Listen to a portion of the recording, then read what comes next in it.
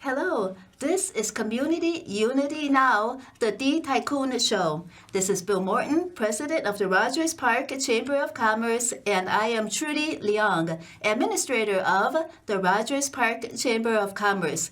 Our very special guest today is Celeste Campbell. She is the Senior Resource Community Navigator at the Centers for New Horizons.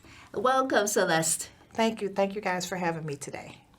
So tell us about what you do and how long you've been there. Okay. I'm the Community Resource Navigator for Centers for New Horizons. I actually started this March of this year, but prior to that, my background was in violence prevention and intervention. My son was actually murdered in 2016 in the city of Chicago. I decided to be part of the solution, so I quit my full-time job and retired early and wanted to help the young men and women of Chicago, let them know that they do have a second chance. So I do help parents who lost their children also to violence, and I also help young men and women who was just any type of justice involvement get back on track. We're so sorry for your loss, but Thank you. what a catalyst! Yes. What a horrible tragedy to bring you to helping people in the situation. Yes, yes. I just wanted to just make sure because a lot of people are out here and these young men and women are doing things, and I just wanted to make sure they know that they had someone in their corner. I know exactly how they feel, and I just wanted to be there to help them, to let them know the mistakes they made is not their last. And how do you help, every individual needs like an individual plan. So how do you go about helping every individual? The first thing I do is ask them, what do you want to do? Some people want to go into construction, wants to go into a CDL driver, CNA workers, and some people may have had a background and it's been 20 years old and didn't know that they can get it expunged off their record. So I help them assist with all of those things, making sure, finding the jobs that they need for, what they want their career path to be. I don't want to put someone somewhere and they don't want to be happy with that position. So if someone wants to be a CDL driver, the first thing I ask, do you have a valid driver's license? Then I can get them assigned into an apprenticeship and they get their jobs, So a second chance, that's helping them to break the cycle they were in. Correct. That got them into it in the first place. Yes. And to help them to be able to provide for themselves and maybe their family. Yes. And to live a safe and comfortable life. That is correct. And we also do a transitional job placement. So prior to them even getting a full-time job, we do give them transitional job placements where we, as Centers for New Horizons, pay the employer to keep them on for 12 weeks to see if they want to keep them as an employee. So this is their way to show that they have their stuff together, they're going to be on time, And so after their 12 weeks, they get hired on permanent with that position. Does it happen sometimes that maybe in the beginning they are late, but then they learn from their mistakes and then they become very on time? Oh, no one is ever late. We do a whole 5-week course with them, and they have to show up every day on time because we want to teach them that you have to be ready to be out in the world. So you can't be late. You got to be on time, and then you got to show a commitment. So you're located in the building with the Restorative Justice Court in Englewood. Correct. Yes, we are. Okay. Yes. So they're going to court. Yes. And then they see you before or after court? They see me after court. The judge will actually kind of get some information about them for their background. Maybe they say, well, I don't have a place to stay. I don't have a job. And so the judge will give them, have them come down to see us as a referral and say, okay, Celeste, this person needs direct placement. Maybe they wanted to go to school, never finished high school, so we can get them into a GED program. So while they're getting their GED, they can actually be learning a trade, CNA, construction. So I'm seeing employment, Yes. I'm seeing expungement and, Yes. and correcting the record. Yes. I'm seeing education with Yes. GED courses. Yes. But what about financial literacy? We do help them with financial literacy also, to teach them how to manage their money, how to go about correcting credit or making sure you pay things on time, why you got to pay your rent on time, just letting them know how to save. You don't take much to save, but if you can try to save things, save money, a little bit goes a long way. So we do have financial literacy classes also. Are there any program requirements? You just have to be just as involved. You can be unemployed or underemployed, or even at risk of homelessness. And actually, if you are any of the immigrants that came over, we also assist them also with helping them get jobs. What about you mentioned that some of the defendants in court that the judge sends down to you. What happens if they do not have a place to stay? It's very hard finding housing for people. How does the Center for New Horizons help the people with that? So what we will do at that time, the city of Chicago do have a headquarters at 10 South Casey. We will actually send them over to go and they will get a homeless number. Mm-hmm. So now, what's the good thing about that? And a lot of people's like, oh, well, everybody is in the homeless shelter. But what happens is when they do go to the homeless shelter and get that homeless number, and we get them employed, even with that transitional job placement, they go to the top of the list with CHA for homelessness because they're working and they're homeless. Mm-hmm. And we have had some success stories where people were so excited they finally got a full-time job. Mm-hmm. The CTA Second Chance program is everything. He got a full-time job. He just got pulled to the top with CHA.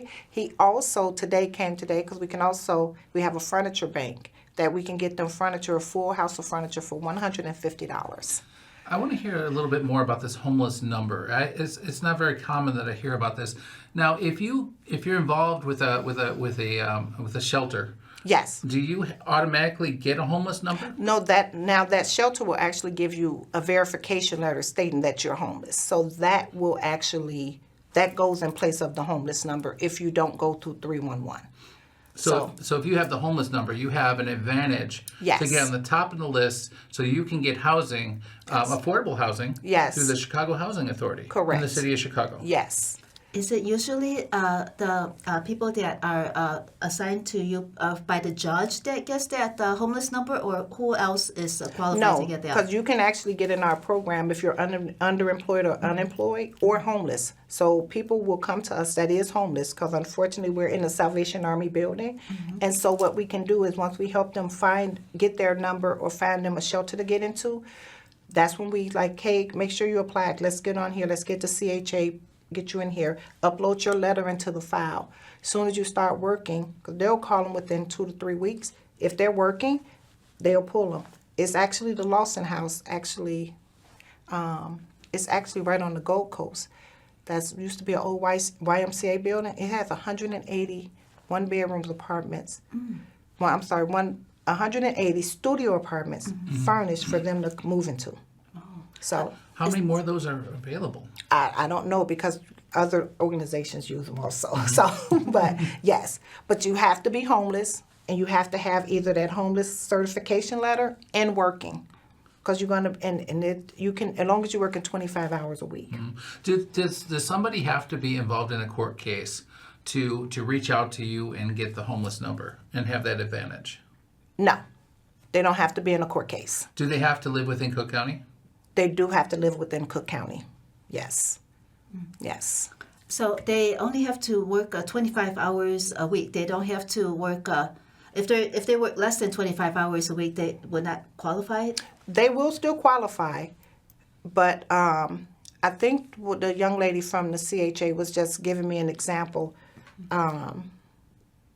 She did say that people can still get but most people do work at least part-time. Mm-hmm. That's 20 to 25 hours a week. So they kind of be a little bit lenient because sometimes people don't come in and they get a chance to work more hours.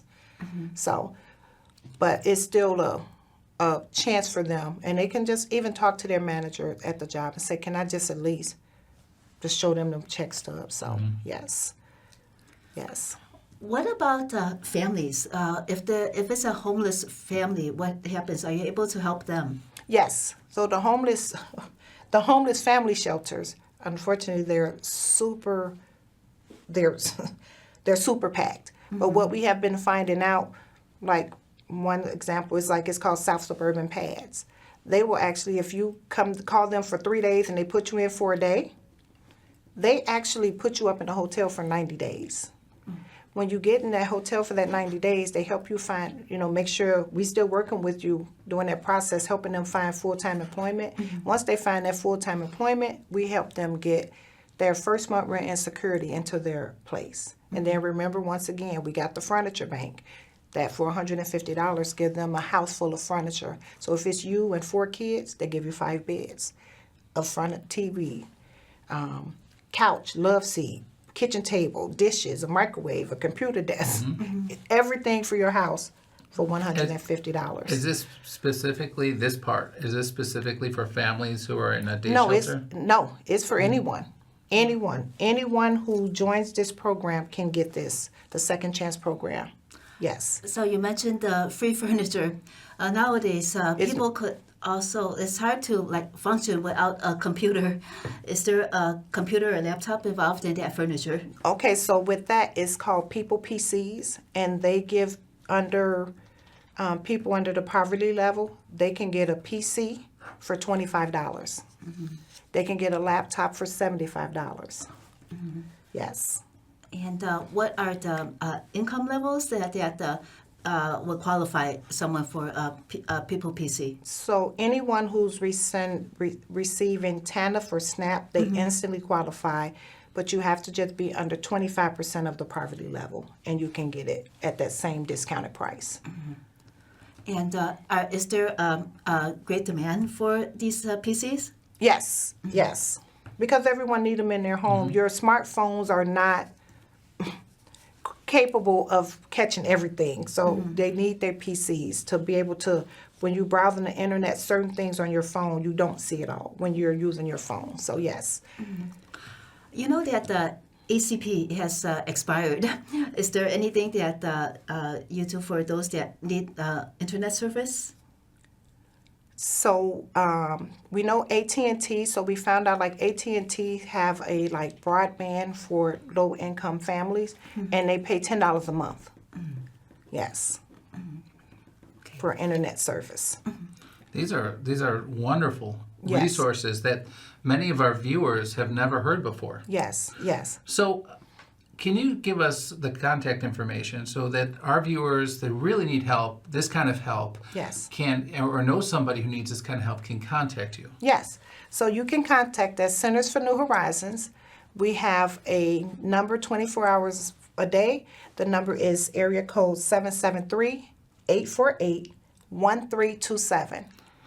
Once again, the number is 773-848-1327. And it's 24 hours a day. You can leave a message. We will give you a call back. And this is for anyone that is unemployed, underemployed, on house arrest,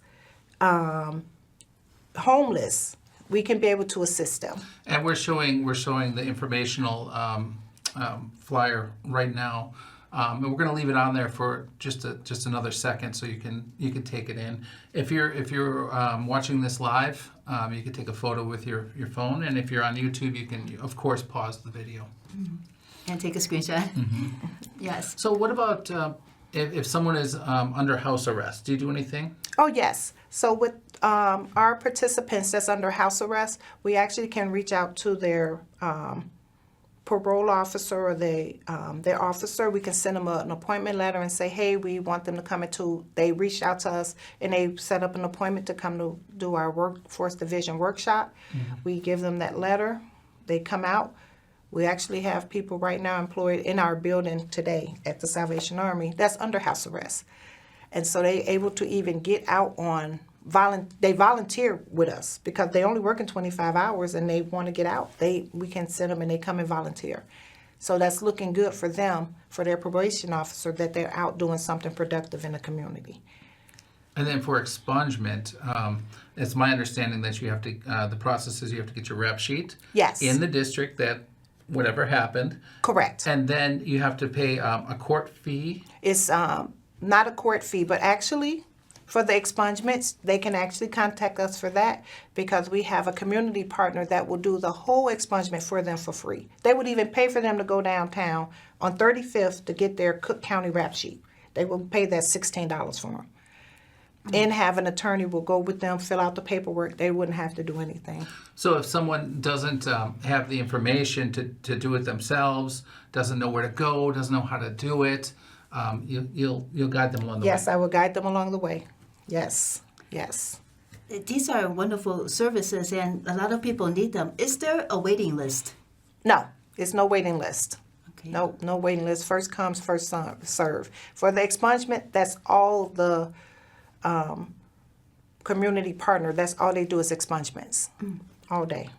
What about when people call 311? Does 311 refer anybody to you? Yes, 311 would actually give them, based on the community that they say they living in, so they will actually refer them to us because unfortunately, we're in the West Englewood area and they have Englewood. So Teamwork, we're West Englewood, Centers for New Horizon, and Teamwork Englewood is also in, so it's 2 facilities in Englewood. The next question I was going to ask is, are you partnered with any other organizations, working with anybody else? Yes, Safer Foundation, oh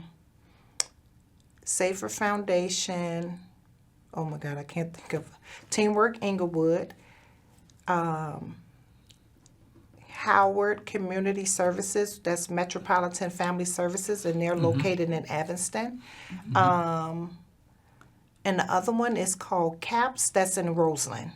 So Safer Foundation is West Lawndale. Yes. The Howard Services, that's in Evanston. They also Yes. have a location in Rogers Park. And Yes. they can walk into these locations and they can get more information and help like this. Yes, the exact same thing. We're all under the Department of Family Supportive Services, the Second Chance Reentry Program. So you're contracted with the city. Yes, with the City of Chicago, yes. And how many people are you able to help per year, approximately? So I must go from right now, from January. Right now, we have helped over 87 people get employment. We have, with resources, we helped over 1,400 with different resources, and I'm even talking about mental health services, rental assistance. Some people couldn't get their Social Security cards and birth certificates, IDs. Yes. Do you know anything about the senior protective services that are mentioned on the website? The senior protective services, those are for senior citizens, making sure that they're protected and, because some people may have dementia or suffer elder abuse. So that's what the senior protective services help when people can call in. And we actually have people in our work office, not at where I'm located at. They actually go visit the seniors just to make sure they're okay. So that's where the senior protective services come in at. So community outreach, I first heard of Center for New Horizons at the Level Up Job Fair. Yes. The Level Up Job Fair Yes. on Lawrence Avenue, and our great friends Robert and Siam Yes. put that together, and Yes. the Rogers Park Chamber of Commerce is partnered along with many others. Yes. So what other kind of community outreach do you guys do? We actually do street outreach. We actually have I cannot print, we have so many acronyms, but it's a youth employment office also. So we have another workforce development and job readiness training for people that doesn't have backgrounds. And that's actually located in our Bronzeville location at 444 East Evans Avenue in Bronzeville. And then you also mentioned that for these people that are trying to get jobs, they also need that recreational element too to fill out their lives. What does that recreational element involve? So some of our recreational elements, we try to help them. We actually help them come and help volunteer just to get to know other organizations and different things, because some of them will hire them. If they have community events going on in the area, like Teamwork Englewood for the next 8 weeks, they're going to have a free step class. So the young men are coming, they'll be able to come and clean up, set up, bring waters, do things like that. So we all come together as a community to do different things with them. And what about the people that want to learn more about you, but they are right now incarcerated, and then they know that they will be released soon? And also, how do they contact you? And do you do any outreach in prisons? Yes, so funny that you brought that up. We actually just went through the training, making sure that we just went last Thursday. So we actually reach out and we go to the Cook County prison twice a month. We go to the women's prison and we go to the men's prison. And we work with the people that will be getting out within the next 120 days. And it's a whole resource fair. So we have all the people here. We're leaving them our information. So to let them know when they get out, make sure you know that we're here for you. So, and I also do send them the information in the mail also. Once I get their ID number and name, I mail it to them so that they won't forget. Sounds like a real second chance. Yes, yes. And sometimes these people need help, like mental health services or drug rehab services as well. Are you able to connect them to those resources that Yes, they need? yes, we can. We can, and we actually sometimes with the mental health services, they do have a lot of them free in different places, but I do make sure we try to find something that's suitable for them and someone they're comfortable with. And with that's with the mental health services, and then with I forgot what you said with the other one. The Mental health services. Yes. And the substance. yes, Oh, yes. And so we do send them over to substance. We have contracts or partnerships with other different agencies that will accept them in, so we can call and see if they have placement for them to come in. And, we do help with all of that. So we assist them with everything they need. Even childcare, if people don't have childcare. So we can get them childcare for 3 months prior to them finding them a job, so they can be able to go on job interviews. How many people do you think are involved in your organization? Ooh. I can say probably about 15.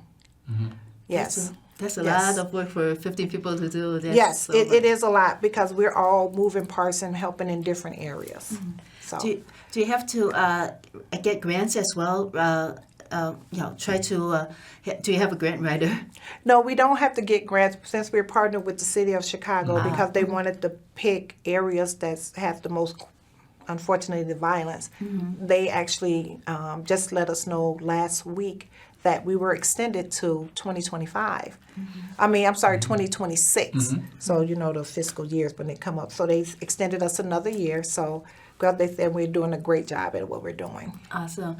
And do you know if they have any figures about how it was before you arrived, and then how everything is improved in the community? Yes. The data. Yes, they do have data that says that. Actually, it's on the City of Chicago's website. You can pull up and it can tell you how the crime, if it increased or decreased, and it even breaks it down to what the crime was. Carjacking, robbery, So it breaks all of that down on the City of Chicago. What would you search on the City of Chicago website to find that information, maybe? I wouldn't. If you go into City of Chicago and you go under community violence, then you will get the breakdown. Then you can now turn it in and break it down by, like Englewood, West Englewood, Auburn Gresham. It breaks it down into those communities, those 17 communities. Yes. We have about 1 minute left, and what is the since you're trying to help so many people, what is the most difficult aspect of your work? The most difficult aspect of my work is making sure that the client feels comfortable, letting them know, they're like, oh, nobody's not going to hire me. Making sure they get their self-confidence up. Let them know that you deserve a second chance. you are not your final decision. So you have to make sure that you know that you got this. So Awesome. So that's a challenge. yes. And Celeste Campbell, one more time your contact information Okay, before we so sign off. if you'd like to meet us or come and visit us, my name is Centers for New Horizon. My name is Celeste Campbell. Our number is 773-848-1327. We're located 845 West 69th Street, 2nd floor, Chicago, Illinois, 60621. And this has been Community Unity Now, the D Tycoon Show. Thank you so much for watching, and we'll see you again next week. Okay, thank you.